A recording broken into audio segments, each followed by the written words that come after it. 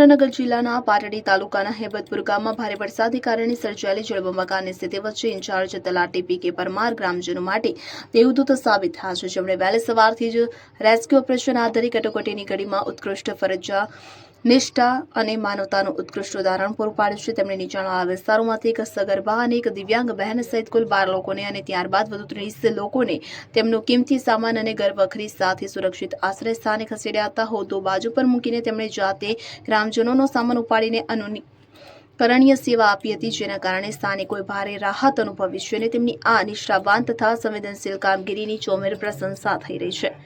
કલ્પેશ વાઢેર, લીંબડી. હવે જુઓ દેશ દુનિયાની તમામ ખબરો તમારી આંગળીના ટેરવે. ઉઠાવો મોબાઈલ અને ગૂગલ પ્લે સ્ટોર પરથી ડાઉનલોડ કરો અમારી CN24 ન્યૂઝ મોબાઈલ એપ.